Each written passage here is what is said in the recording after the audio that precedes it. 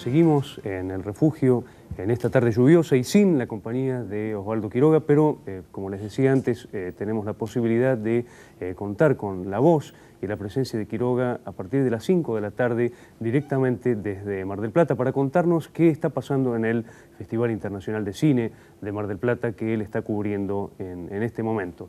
Les recuerdo que pueden comunicarse al 777-1190 y ingresamos ahora en el último bloque donde el programa sale simultáneamente en radio y televisión y estamos acompañados por dos grandes conocedores de la literatura latinoamericana. Graciela Gliemo y Jorge Laforgue. ¿Cómo están? ¿Bien? Los citamos porque hay una suerte de boom de la literatura latinoamericana, sin llegar, por supuesto, a equiparar al boom de la literatura latinoamericana en la década del 60 en relación con Europa.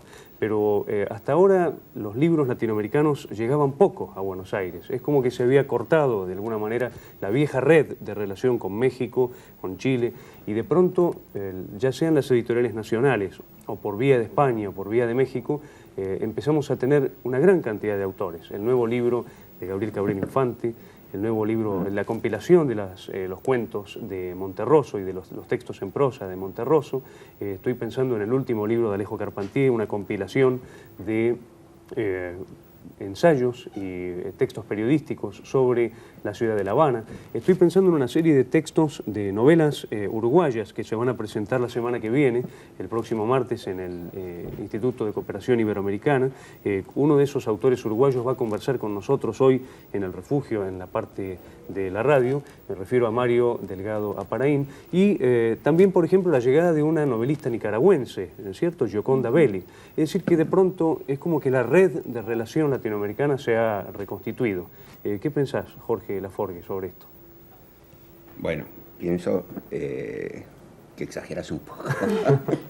O sea... No, creo que efectivamente en este momento, como vos mencionás, allí, gracias a Alfaguara, porque todos los libros que tenés son de Alfaguara. Sobre todo Alfaguara, exacto.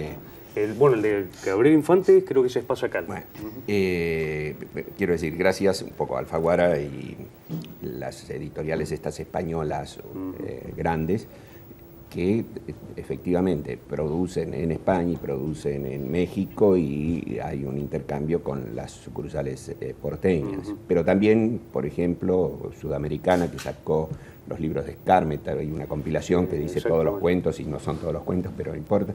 Es decir, es un libro nuevo, digamos, sigo con algunos textos nuevos.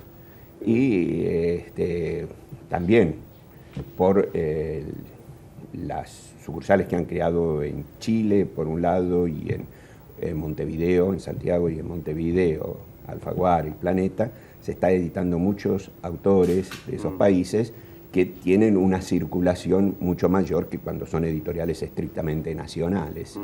Entonces, todo esto da una impresión y efectivamente hay una cuestión de movimiento bastante grande. Pero como vos decís, ahí te doy la razón, un poco es como un boom, en el sentido de que el boom era fue sobre todo un fenómeno más bien de tipo comercial y de tipo de divulgación, y con un gran aparato de medios y de editoriales importantes que pusieron en circulación a García Márquez, Vargas Llosa y los que conocemos. En este caso también la circulación tiene que ver con eso, pero diría que más allá de este fenómeno cierto, hay una tradición, digamos, o un desarrollo de la literatura latinoamericana que venía de antes y que no se ha cortado.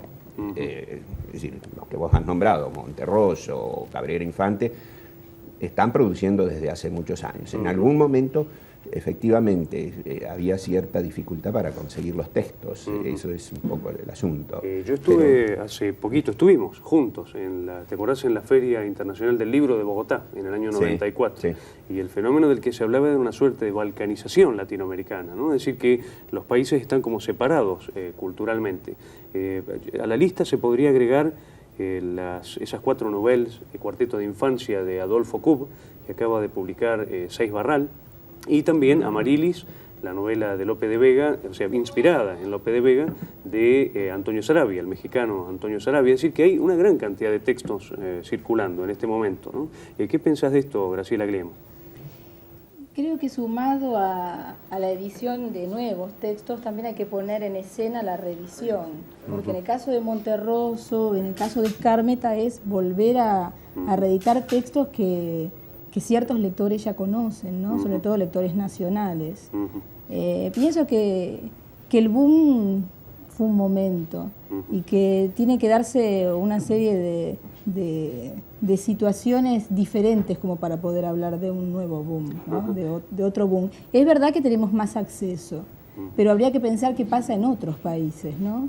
O sea, qué pasa en otras ciudades, por ejemplo, con la literatura nuestra, que yo prácticamente creo que no se conoce, ¿no? En muchas ciudades. Entonces, me parece que son como fenómenos coyunturales. De pronto se reeditan textos, de pronto empiezan a circular, y creo que lo que habría que considerar también, que es lo que plantea el libro de Gioconda Belli, que no es un libro del 96, sino que el copyright es del 92, aunque la solapa dice que la novela está escrita en el 88, es que en la literatura también se produce un fenómeno, que es que a veces, por esta suerte de ediciones desparejas y no simultáneas en ciertos países latinoamericanos, conviven como si produjeran en la misma época escritores que están produciendo en épocas diferentes. O sea, hoy leemos a Gioconda Belli, pero la novela tiene 4 años. Claro, Y otro fenómeno interesante, por ejemplo, es cómo aparece cruzado el tema de los viajes de los escritores, algunos por exilio. Por ejemplo, que Matilde Sánchez aparezca en la Argentina produciendo simultáneamente con Tununa Mercado, que son generaciones distintas y producciones distintas. Entonces, a veces esas diferencias de matices hay que tenerlas en cuenta para poder leer el fenómeno en su complejidad, ¿no?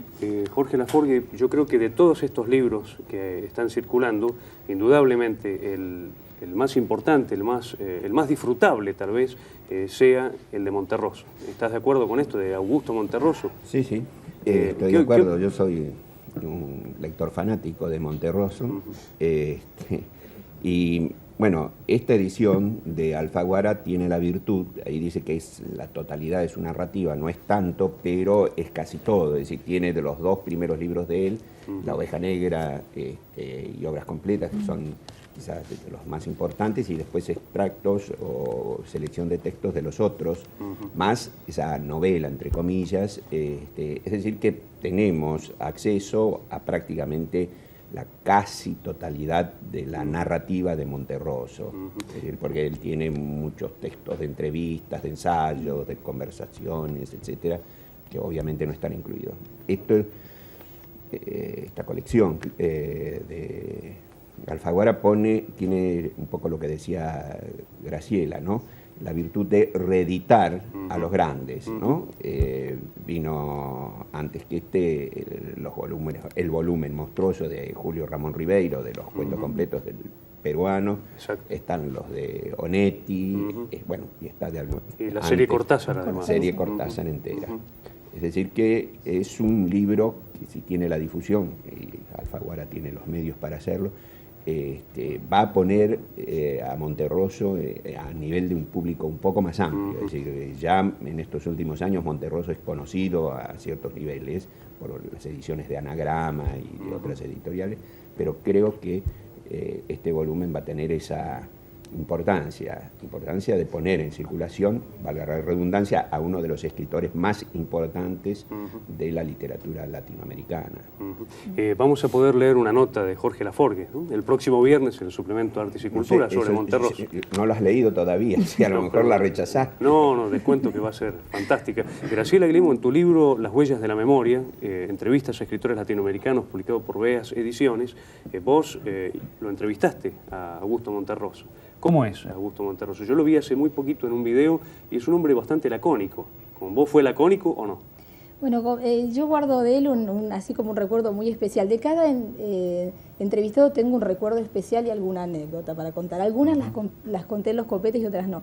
Con él me pasó que nos pusimos a charlar, me dijo que pidiera algo, yo pedí un jugo, él se tomó un café y estuvimos charlando y me preguntaba cosas de la facultad, que es el otro. Entonces, después de media hora de hablar me dijo, bueno, ya está, ¿no es cierto? Ya terminamos. No, ¿cómo terminamos? Pero lo tengo que entrevistar. No, pero ¿para qué se va a tomar la molestia? Ese tipo de gesto. Es un ser muy tierno, muy agradable. Me llamó muchísimo la atención lo accesible que fue y el buen diálogo que pudo crear en el espacio de la universidad con los estudiantes, por ejemplo, que lo habían leído y que lo pudieron gozar en persona. Y al entrevistarlo es exactamente igual de alguna manera como él escribe, ¿no? Porque es así muy breve. Si vos te fijaste en la entrevista, es una pregunta, una respuesta muy cortita, otra pregunta, otra respuesta muy cortita. Es breve, él practica la brevedad, aunque él diga que no es un modo que se hace el distraído, pero realmente es un escritor que puede decir muchas cosas con muy pocas palabras, ¿no? Jorge Laforgue y Graciela Glemo, nos quedan unos poquitos minutos ya para cerrar este bloque y terminar la parte de televisión y radio simultánea del Refugio. Quería preguntarles, de todos estos libros nuevos de literatura latinoamericana, ¿cuál recomiendan? Digamos, para poder empezar en este reencuentro con la escritura latinoamericana, ¿cuáles recomiendan cada uno de ustedes y por qué? Bueno, yo por una razón de hermandad recomendaría a Delgado Aparaín, uruguayo, a quien estimo, quiero mucho y me parece que es un excelente escritor. Y que se va a comunicar con nosotros en el curso de la tarde a través del Refugio. Así decirle que le hice propaganda. ¿Cómo no? Se lo voy a transmitir, se lo voy a transmitir. ¿Y Graciela Glemo? Yo recomiendo La mujer habitada de Gioconda Belli. Hacía rato que no leía una novela que me atrapara tanto. Poderla leer sin el vicio de la crítica literaria. Es una novela fascinante, muy bien escrita, y creo que debe haber sido una tarea muy ardua para Gioconda Belli poder escribir, digamos, despegándose de... Autora nicaragüense. Autora nicaragüense. Yo creo que ella está más, digamos, tiene mayor filiación con la escritura de mujeres en México, me da la impresión. Le encuentro más así parentesco con Elena Garro, con el tipo de composición de personaje de Poniatowska, que con lo que yo he leído de la literatura nicaragüense, que tiene demasiada carga política, digamos, poca elaboración narrativa. Y me parece una excelente novela, realmente. Nos tenemos que ir porque quedan muy poquitos, apenas segundos para terminar con el programa. Por lo menos en este bloque televisivo, ustedes pueden, si no estaban escuchando Radio América, pueden prender el aparato, como dice todos los sábados Osvaldo Quiroga, prender el aparato de radios y poner AM 1190 para escuchar Radio América. Tenemos una gran cantidad de invitados todavía. Tenemos además enorme cantidad de mensajes que no hemos podido leer. Entre ellos Rosa de Almagro dice: ¿cómo se extrañan que no conozcamos a los escritores de América Latina si los escritores del 50 y del 60 ignoraron a sus predecesores?